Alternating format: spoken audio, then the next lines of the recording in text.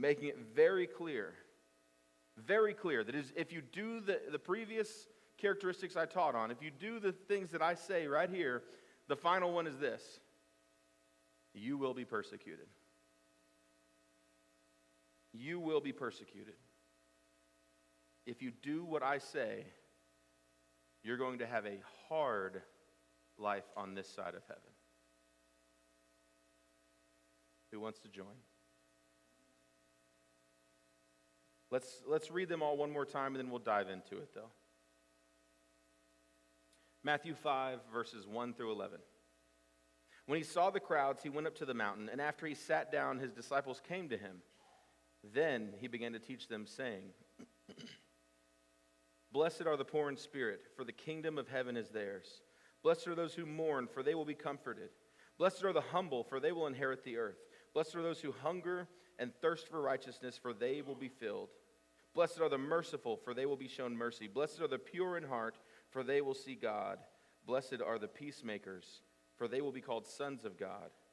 Blessed are those who are persecuted for righteousness' sake, for the kingdom of heaven is theirs. You are blessed when they insult you and persecute you and falsely say every kind of evil against you because of me. This is the first characteristic, really, the first one that any hearers are going to immediately just take. For us, that's not very common, right? Hey, do y'all want to hear, blessed are those who persecute you? No, of course not. No. With number one, we don't really get persecuted. That's not the American dream, is it? That's not the American culture. In fact, our culture is so against that, we have ridiculous thoughts on the other side of it, right? We have ridiculous thoughts saying, just accept everybody. There is no persecution because we don't see things like that. It's insane. But Christ isn't saying those things.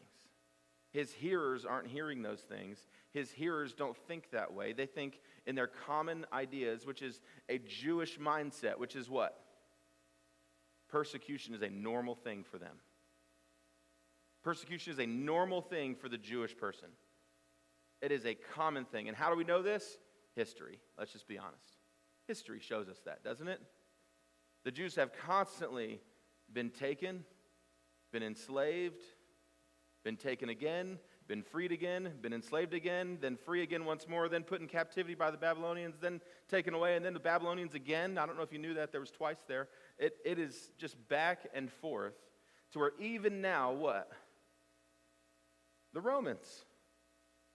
And that's what's funny is to the Jewish idea, from the Jewish side of it, from even the biblical side when we read it, the reality is what? They're being persecuted for their faith whenever in reality the Romans are what?